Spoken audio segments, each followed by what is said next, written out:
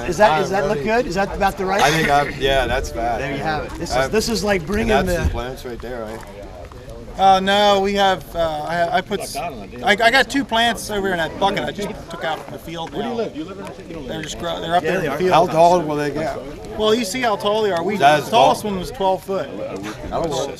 We can breed them. The taller, the better. Yeah, well. We'll weave them. This is like baskets, upside down baskets. You mean you weave them as they grow, or what? Isn't that great? Yeah. Let them, if you want to go up to my field, I have a little plot growing up there now. It's just He might just weave you one. Maybe you can come back and experiment this year, and then next year we can grow it in a fashion that would be more appropriate. How is the growing season too late to start it now? Yes. Yeah. What about if I start in the No, that's just track the shrubbery. Give me speeches here and there too. Johanna Verder, different places and process within a 25 years. So we're looking at creating jobs. We're looking at protecting environment. We're looking at development economies. Really. Talk about maybe the story.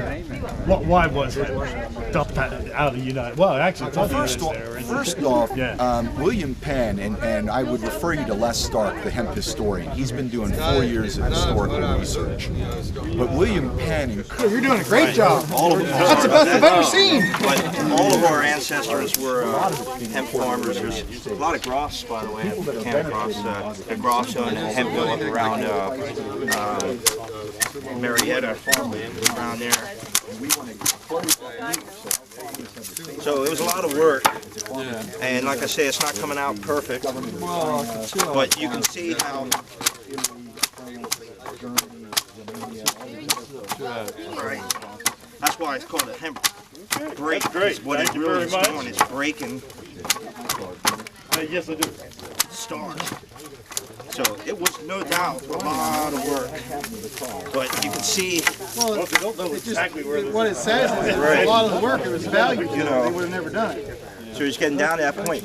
So it's still pretty rough in this state when it comes out. So if it was being used for rope, it would have been taken down almost right away and heckled. But if it was being used for linen, it wasn't good enough yet, and it was taken to the old Lancaster County hemp mills, where this big conical-shaped millstone rolled over this fiber and it broke apart all that, the bark that was still clinging to it, and it softened it up and it got it ready for spinning, and it was combed through the heckles, and then it was ready. Then it was put in the spinning wheels. Right. So, but the fiber runs the whole length of the stalk, and basically, I don't know how much you got of that. No, I didn't get any of it.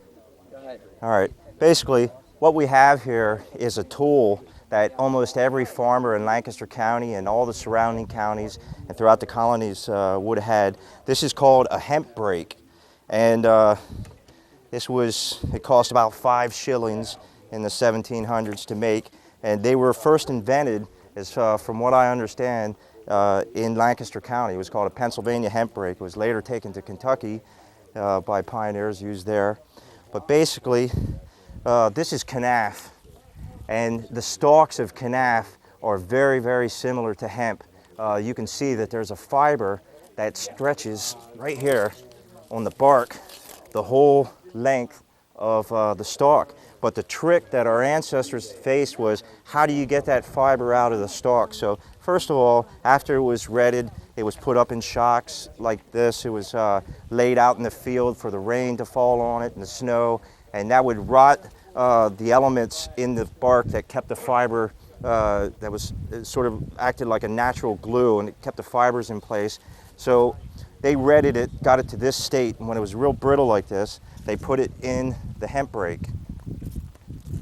Now what the goal of the break was to break the hard woody part, the hemp. Maybe like I said, I don't have a lot of experience doing this because, of course, I'm not a hemp farmer, but my ancestors were hemp farmers, and almost all of our ancestors in Lancaster County were hemp farmers, and this is what they all had to go through. An experienced person could process about 100 pounds of hemp fiber in a day. An inexperienced person might be able to do 50 or 60 pounds.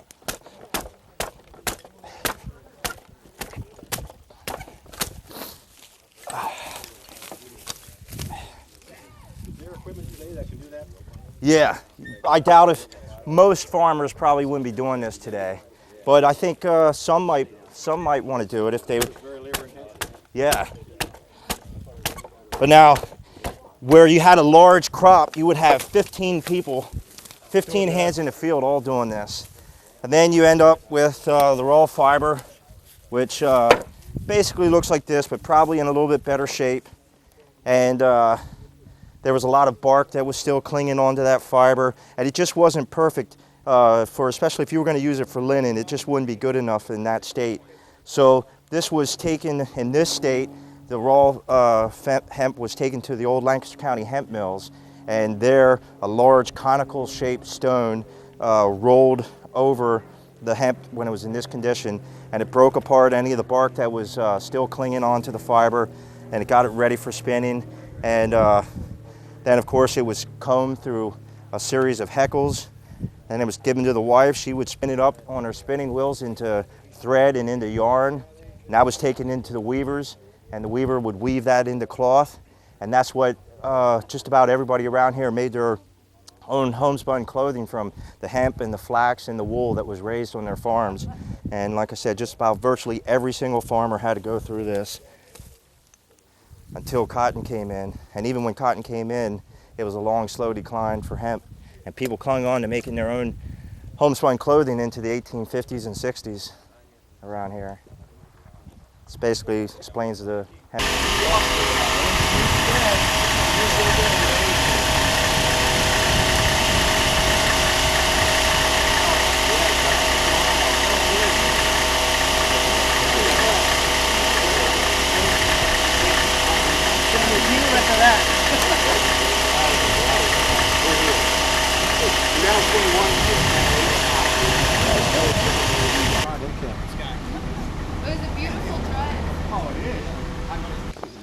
I want to thank everybody for coming on out this nice, beautiful afternoon. My name is Shawn House. I'm the instigator of this press conference and the public forum that we will be holding this afternoon in East Hempfield Township, a few miles north of the city of Lancaster.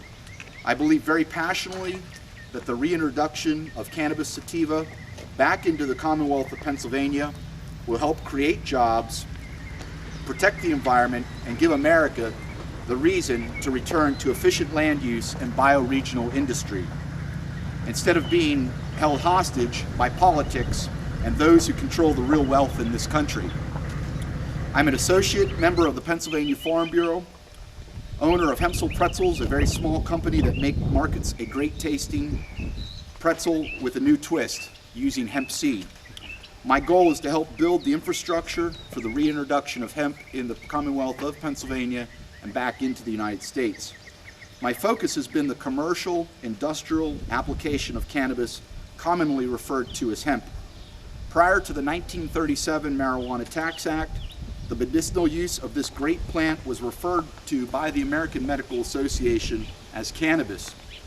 The farmers who grew for commercial industrial purposes referred to this plant as hemp, hemp, or humph, depending on where you immigrated from.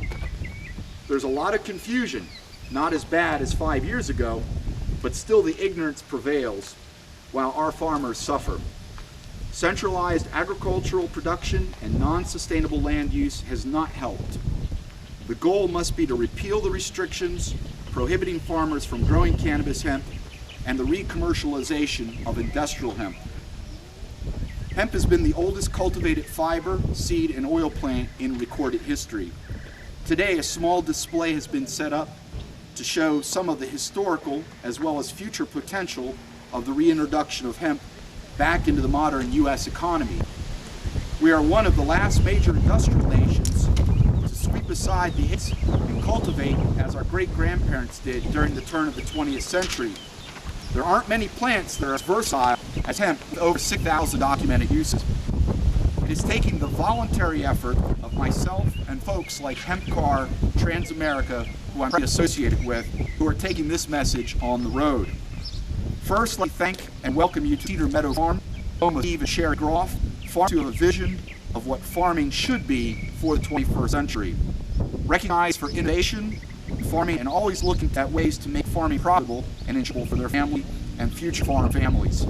Steve was awarded Farmer of the Year in what year? I picked 1999. Good. And has instigated no farming practices and many more. Steve is getting ready for the 8th annual Farm Field Day to be on January. We'll also be introducing farmers to the hemp products there. He has graciously let us today come out to his farm in support of the reintroduction of Indo hemp, and we are here today to support the HempCar team on their 10,000-mile journey as they travel in a vehicle running on 100% hemp fuel. The husband and wife team of Grayson and Kelli Zeigler are the instigators and administrators of HempCar. Scott Furr is the media coordinator, and Chuck is the photo chronicler of their travels. You, the media, will have the opportunity this morning to find out why they're doing this and how they're doing this. I also want to recognize those who have come in support of HempCar. Les Stark and his brother Jim Stark have been working for close to 4 years researching how hemp was in the founding of the Commonwealth of Pennsylvania by William Penn. I've known Les fuel my passion because this information is documented, proof that hemp was a staple here and abroad. Unfortunately, in today's public education system, this information is not taught to our children. If we expect the children of today to be the leaders for the future, the truth must be made known, and Les and Jim in future history should be recognized for the thousands of hours of research and knowledge they have amassed. Jane Ball was hoping was going to be here today. She's certainly been a catalyst and was the catalyst for me to join Pennsylvania Farm Bureau and has gotten the word out about that it must be made available to farmers to regain control over their property rights. Michael Wagner, wearing the hemp cap, is East Hemp Field Supervisor, whose passion for hemp has grown since we met last year. And to go back to Jane Balmer, I believe truly that Jane was the catalyst that got hemp passed in Maryland for them to grow hemp in 4 years after they study it by the state. The potential of political change for the 21st century is here. 3 representatives of today's largest third political parties are in support of the reintroduction of hemp. They represent the voters who aren't voting and the key constituency of those who don't vote for the politics of control who have been our years. Ken Evans, the Eastern Vice Chair of the Libertarian Party of Pennsylvania. June Lang, Steve's a student from Manheim Township, are representing the Green Party of Pennsylvania today. Jim Clymer, who unfortunately had to leave this morning, was here for the Constitutional Party of Pennsylvania. This issue resonates with a disenfranchised voter that continues to grow and grow up, become more cynical of politics today.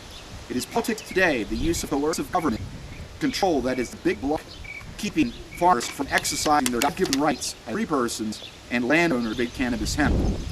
Without further ado, I would like to introduce the reason here to tell you what they are doing, how they are doing it, and why they are doing it. I have a phone interview with the Hispanic radio station WLCH 9113. Presently, at the time, the hemp crew can take the media on a little spin. I'd also like to have Les Stark come up here and share a few moment facts about hemp and its role in the industry. Feel free to support myself what else we're planning on doing. And I would definitely like to invite you to Hempfield Township this afternoon. I have an open public event from 2 to 5:30. Without further ado, I'd like to introduce Grayson and Kelli Zeigler with HempCar. Take it away.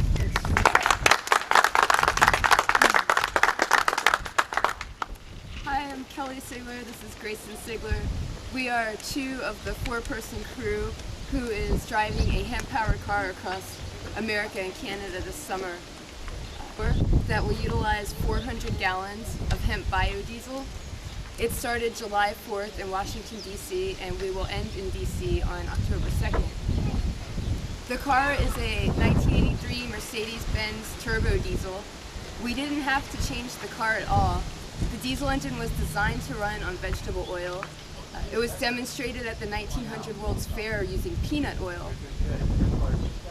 All we did was change the fuel. We broke down the fats in hemp seed oil to make biodiesel so that would more readily burn in the engine. We decided to do this project because we wanted to promote hemp for biomass And we also wanted to promote biofuels. It seems silly to destroy the environment in the way we are when we could so easily grow our own fuel. I think Grayson wants to explain this to you a little bit more. That's right, it is easy. There's more land laying fallow than is required for us to grow our own fuel and to meet all of our transportation and power generation needs. It would only take 6% of American land growing hemp, which is the Earth's most prodigious biomass producer that we know. And we could drive our cars on it. It's a very environmental fuel. It doesn't contribute to global warming, it doesn't add to acid rain in any way, and it would revitalize the American farm economy. So it's time to break America's addiction to fossil fuels once and for all.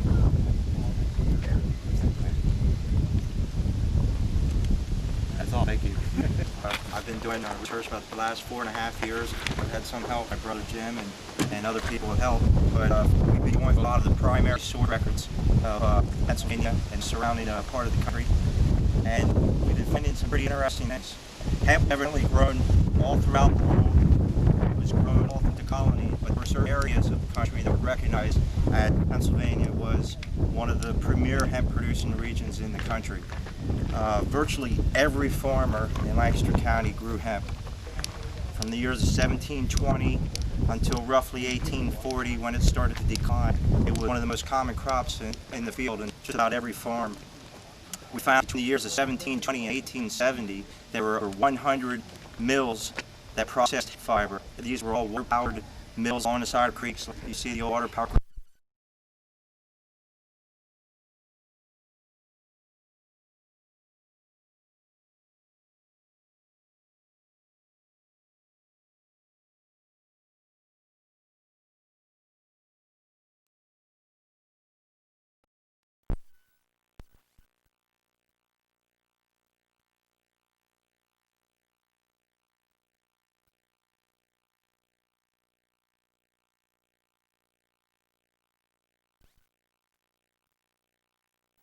Were multi-purpose mills. They were grist mills, and they also function as saw mills and hemp mills that processed the fiber. There was also an almost equal number of every mill that processed hemp fiber. There was almost another mill that processed oil and the hemp seed. These oil mills were also all over Lancaster County, and they cramped seed in a big heavy mortar and squeezed it in a wedge press and got the oil of it. And that oil was used in paints and varnishes and lacquers and printer's ink and in our lamp oil. And the seed cake that was left over was fed to the animals as livestock. But because it was grown by virtually every farmer, we just had a huge industry that affected just about every single person around here. One of the reasons why we had a big industry was because there was a big shipping industry in Philadelphia. A ship that sailed the seas took up to 60 tons of hemp fiber for the large ropes, and also for the canvas sails were made out of hemp. And this 60 tons of hemp fiber on each ship had to be replaced every year or two because of its use out at sea. And that ensured an insatiable demand for hemp, that as much hemp as we grew around here, we just couldn't supply the enormous demand for hemp in Philadelphia and the rope walks there. And but we tried, and just about every farm around here grew it. It was also one of the most important materials for homespun clothing. A lot of people associate it with rope, and they don't necessarily associate it with fine linen, but that's how our ancestors knew it. They knew it as something that could be make very tough cord cloth for canvas and rope, but it also made the finest linen, equal to the best flax linen, and that's what our ancestors clothed themselves in. And that's about all I want to say right now. Thanks. So today, seeing the future holds, and economic necessity that our farmers are given option, just like all the other 31 industrial countries, nations have done already. The only people that are benefiting are other governments and other farmers from other nations. Our consumers here are still paying a high price to you to buy hemp fabrics, hemp seed. We want to change that. So I want to thank again Steve and Sherry Groff. I want to thank everybody that found the farm, came here. I want to thank Kelly and Grayson and Scott. And we're going to be at East Hempfield Township this afternoon. We encourage you to come on out and feel free to sample, take a look at what we have here to offer. And other than that, thanks again for coming out. The performance is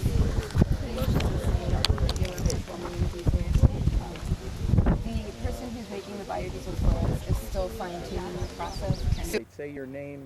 And My name's Shawn House. I'm the owner of Hempzels Pretzels, the Lancaster Hemp Company, and Lancaster Trading House. I have a sales office up in Blue Ball, Pennsylvania, between Yoder's and She Maple. I've been doing this full-time for 3 years, another part-time for about 4 years, basically working to build an infrastructure in Pennsylvania, in Lancaster County. I'm an associate member of the Pennsylvania Farm Bureau. I have a Bachelor of Science degree in Computer Information Systems. And is it better to look at you, or is it better to talk into the camera? Don't matter, just whatever you feel comfortable, really. So that's a little bit of background of who I am. And give a little history of Lancaster County and hemp. Okay. When the Commonwealth of Pennsylvania, hemp is again one of the oldest historical documented plants that in history, about 8,000 years old. It's hemp in English, hump in Swiss, Hanf in German, Knopko in Russian. So when William Penn founded the Commonwealth of Pennsylvania, it's documented where he encouraged the farmers to come across to settle the Peckway and the Conestoga. And the Conestoga and other places, there's Hempfield, Pennsylvania and Westmoreland near Pittsburgh. So basically, as people immigrated through the eastern coast, they took that with them, and even to Kentucky and other places, and continued to grow hemp. Not in Pennsylvania, but in Virginia and up in Massachusetts, it was illegal not to grow hemp, and that's how some of their taxes were paid, and that was 1600s. We grew a lot of hemp in Pennsylvania, enough to have Hempfield, Pennsylvania, and we would buy the mills in the fabric. There was a big textiles industry in the Effort area, the Cocalico region, and that was processing hemp and flax. And we use the hemp covering to cover the Conestoga wagons, the canvas. The Dutch word for canvas is cannabis, okay, and the proper genus is Cannabis sativa. And in the sense of history, again, William Penn encouraged the German farmers to come across to settle specifically to grow hemp because it was of necessity for clothing and for fiber and for other uses for daily sustenance. All right, let's go up to today. Okay. And where it's currently illegal, and talk about it's current not legal status. okay. There are, I think, 9 states in the union that have bills to go through to grow hemp. Hawaii planted hemp in 1999. I think it was last year in April when we had our event up at Yoder's that Maryland passed through their Senate and their House to grow hemp. The difference of the stipulation is it's supposed to be grown on state farm or state land and studied for 4 years. We're on the verge. My goal or my vision 5 years ago was that we were going to grow hemp in Pennsylvania in 2000. I'm maintaining now that I'm off by about a year, and it could be 2001 that we're going to be growing hemp in Pennsylvania. And we're going to be growing hemp in Pennsylvania for seed for food, for seed for oil, for seed for our paints, varnishes, plastics, biodegradable plastics, building material, and also just as a good crop rotation. If we grow... How hard is it on the soil? It's not hard at all on the soil. In Europe, they end up cutting the tops off so the leaves go back into the soil, thus it's not robbing nitrogen from the soil. We had the largest manufacturer of hemp come to a meeting last year from Kennex in Canada. They said every crop that was grown after hemp grew taller except for wheat. That didn't grow taller, but all other crops, so it's an excellent rotational crop. There are very few, if any, pesticides that are needed to grow hemp. And it's a natural barrier for insects, it's a natural repellent. In Europe, they grow hemp, a row of hemp to divide the fields. So if there's 40 farmers with 40 acres of hemp, or 40 acres of corn, they would grow hemp in between as a dividing line, and it also keeps pests, because something with the THC in hemp repels insects. So with local legislators, and how's that going? I've been contacting I'm a associate member of the Pennsylvania Farm Bureau. So I've made some real good inroads working with Jane Balmer, who is a Pennsylvania Farm Bureau member very heavy in the tobacco industry and wanting to grow hemp. So that inroad has helped. I've been calling on Art Hershey, who was my representative when I lived in Cochranville. I went to school with his son, Brad Hershey. They're all in favor of it. A lot of the farmers are doing one of these deals. They're waiting to see how public perception goes. As the paradigm shift happens, where the public is demanding they grow hemp, the legislators will do that. But we want to make sure that they are repealing restrictions. I'm personally not interested in licensing. I'm not interested in test plots because there's a wealth of information already out there. We need to get it grown as cheap as possible so that it can compete with flax products, it can compete with soy products, it can compete with other fiber crops. There is actually a fiber shortage in the United States. They thought the information age was going to change that. Well, lo and behold, people are using more paper with their printers, their fax machines, things of that nature. There is actually a fiber shortage, and hemp is an alternative crop for that. It's high in cellulose, means it's very good for sticks. Talking biodegradable plant. It's very long strength, it grows at 18 fall. We're looking at putting that up in strongest cordage, and building materials almost as strong as steel, depending on how it's made.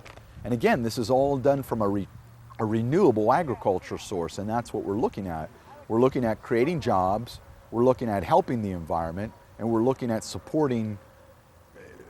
growing hemp in the United States, I mean, basically, you know, versus buying it from the Canadian farmers and the Chinese government and the European farmers. What about the concern when people say, oh, well, this is just a way to hide the fact that it's drugs? Well, it's interesting because it is a Schedule 1. They have classified marijuana as a Schedule 1 narcotic, which is ridiculous because looking at the tests, looking at the studies, LaGuardia, in fact, Governor Schaefer did the Schaefer report in 1972, and he said it shouldn't be a Schedule 1. It would have its own classification. It's not a hallucinogenic drug. It's not a mind-altering type of drug if it's smoked or ingested. Again, we have a rich history of the medicinal part of hemp in Pennsylvania, where we have cough syrups that were made with the medicinal cannabis. And marijuana was a slang term done in the 1930s. And basically, it's been perpetuating ignorance that the constituents and the citizens still have a concern about marijuana, and they shouldn't have that. And when you look at the states and the voter blocks, whether it's California with Proposition 215, whether it's Maine, whether it's Hawaii, a lot of the voters are in favor of medicinal cannabis, although they're calling it marijuana. I don't like to refer to it as marijuana because, again, it's a slang term. It's racially divisive towards the Hispanic population, and it was targeted to the Hispanics, the blacks, and the Asians in the 1930s. It's racist in origin. Let's call it the proper genus. If you go to the older U.S. Department of Agriculture yearbooks, it's cannabis, sativa, and hemp. Cannabis was a medicinal reference that the American Medical Association always referred to it. Hemp was a commercial industrial. 2 plants for cannabis per meter, 300 plants per meter for industrial hemp. Now, if so people... It's a matter of planning, it wasn't... It's a matter of conspiracy in the sense of DuPont getting the patented synthetics. I mean, I don't want to go too much into the history. You want to concentrate more on Lancaster County and our opportunities. But what we're doing is educating folks. We're looking to educate the legislators. We're looking at educating the key industry people. And when we had our event in New Holland last year again, New Holland Ford tractors, at the time, Alan, I can't remember his last name, Ryder, was the CEO, and they donated money to this event because they're using modified John Deere corn combines in Canada, and they're using modified equipment in Europe to process the hemp. Right? These folks have a vested interest. They need to know what are they doing or what do they need to do because it's an eventuality. We're going to grow it. The thing is, when we grow it, what do we use it for? And where are the applications? So we're putting the cart before the horse, but it's only logical. We're using what's available to us now to encourage the farmers to grow it so we can buy it from them locally.